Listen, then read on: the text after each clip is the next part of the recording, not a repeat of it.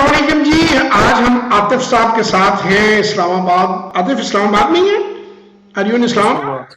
Ji, Faisalabad. Islamabad. I am sorry जी, दोनों आबाद मिलते मिलते हैं तो इसलिए हमने इस्लामाबाद कह दिया गलती से।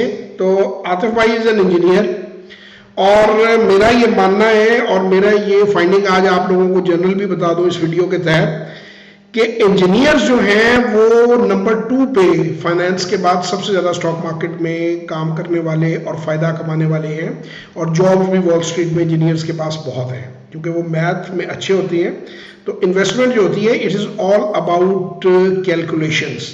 और इंजीनियर्स को एक छोटा सा और भी एज होता है जो मैंने कंपैरेटिवली, क्योंकि मैंने तो फाइनेंस भी पढ़ी है सारी और मैंने तो इकोनॉमिक्स भी पढ़ी है, यानी उसकी डिग्रियां नहीं ली, लेकिन मैंने खुद बुक्स इतनी पढ़ी हैं। जो इंजीनियर्स होते हैं वो टेक्निकल चीज़ों को ज़्यादा आसानी से समझ लेते हैं क्योंकि जब टेक्निकल हिस्सा आता है ना किसी भी रिपोर्ट का कि जिसमें कैपेसिटी यूटिलाइजेशन आ जाती है या किसमें प्रोडक्ट क्वालिटी आ जाती है या प्रोडक्ट बीएमआर के बारे में बातें आ जाती हैं, तो इंजीनियर के लिए उसको समझना कंपैरेटिवली आसान होता है। और मैं खुदा खासा ये नहीं कह रहा कि फाइनेंस वाले मुझसे नाराज़ हो जाएं और नीचे बहुत सारे कमेंट आ जाएं कि जी ये वो फलां, बल्कि जस्ट मैंने एक थॉट आपके साथ शेयर की है। तो आतिफ के साथ हमारा सेशन रहा। आतिफ ने मेरी वर्कशॉप भी अटेंड की। आतिफ को साल से ज़्यादा, तकरीबन 2 साल हो गए काम करते हुए और माशाल्लाह he has earned good profits. मैं आतिफ से सिर्फ एक सवाल करना चाहता हूँ कि ये वर्कशॉप और सेशन से पहले का आतिफ जो है और वर्कशॉप और सेशन के बाद का आतिफ जो है उसमें क्या वैल्यू एडिशन हुई है as an investor trader? Please sir, over to you. Firstly मैं ये समझता हूँ कि सर ने जो जो चीज़ मुझे और हमारे सेशन को सिखाई है, जो कि मैं कहता हूँ कि लॉन्ग टर्म में या मीडियम टर्म में गेम चेंजर साबित हो सकती है, तो वो ये है कि उन्होंने हमारा फोकस सीखने पे शिफ्ट किया है।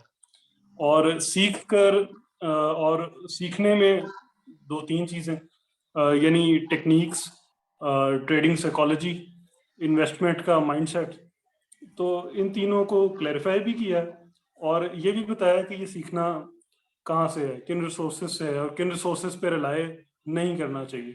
मेरा ख्याल है कि बिगिनर्स, क्योंकि इनका बिगिनर्स के साथ भी काफ़ी मेरा ख्याल है कि इंट्रैक्शंस होता होगा, एक प्रोफेशनल एडवाइस तो ये देते ही हैं।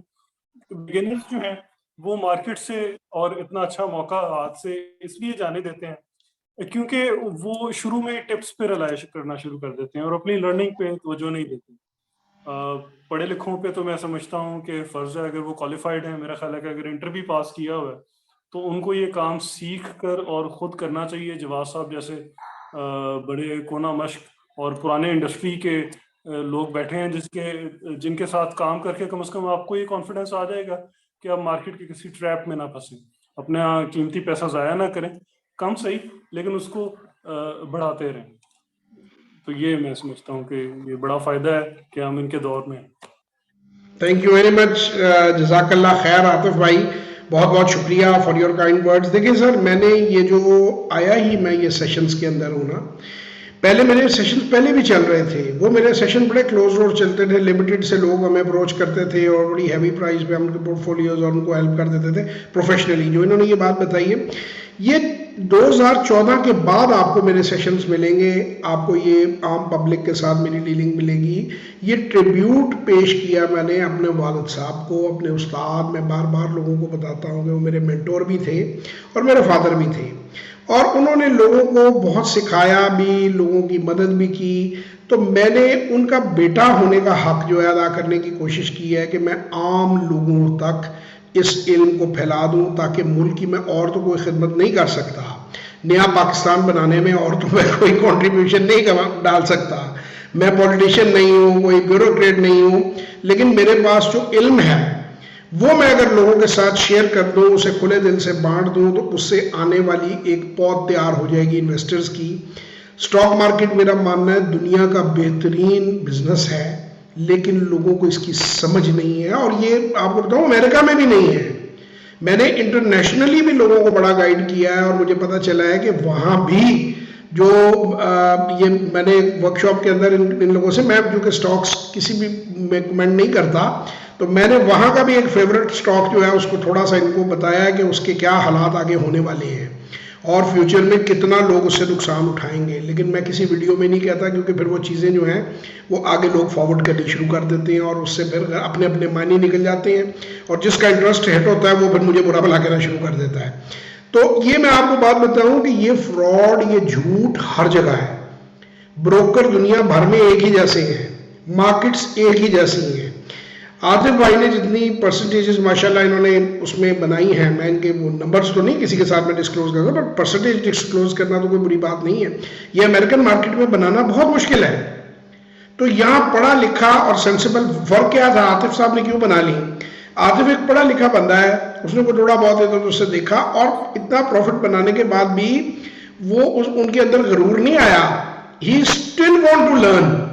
उसके बाद वर्कशॉप अटेंड की, उसके बाद सेशन अटेंड किया, यानी प्रॉफिट्स पहले बना रहा है। तो ये attitude will make him a good investor. His apatite for learning will make him a good investor. यहाँ क्या होता है, सुबह मुंह धोया, ब्रोकर के पास चले गए, अकाउंट खोला, 5, 7, 10 आइटमों में सट्टेबाजी की, उसके बाद कहा जी पाकिस्तानी खराब है, गवर्नमेंट को गालियां दी, मुल्क को गालियां दी, मार्केट को गालियां दी। हालांकि हम डिस्कस तो दोनों कर रहे थे, कुछ चीजें हमने डिस्कस की हैं कि इतनी ल्यूक्रेटिव प्राइसेस हैं कि वो बिलीव नहीं ना, उनको यकीन ही नहीं आ रहा कि ये चीजें मुझे इस रेट पे अवेलेबल है, और ये डिविडेंड यील्ड है इन शेयरों की, और मैं आराम से बैठ के अपने घर में बगैर कुछ किए पैसे कमा सकता हूं। तो ये इसमें बहुत पॉकेट्स हैं। लेकिन मैं आपको यही कहूंगा एज अ कॉमनर, आप दुनिया के किसी से में भी हैं, आप आरडीए खोलें, पाकिस्तान में सरमाया लाएं। मैं बहुत कोशिश कर रहा हूँ ओवरसीज पाकिस्तानियों को अट्रैक्ट करने की, और आए भी बहुत हैं, और पाकिस्तान में बहुत सरमाया मैं लेकर आया हूँ, और वो अपना पोर्टफोलियोज खुद मैनेज कर रहे हैं, सीख रहे हैं, आगे बढ़ रहे हैं। अल्लाह ताला उनको तरक्की दे, अल्लाह ताला पाकिस्तान को तरक्की दे। आतिफ साहब का बहुत बहुत शुक्रिया, अल्लाह ताला इनको तरक्की दे। हम एक पॉजिटिव नोट पे वीडियो एंड करते हैं, और उम्मीद करते हैं इंशाल्लाह अपकमिंग वीडियो में आपके साथ फिर मुलाकात होगी। तब तक के लिए खुदा हाफिज़।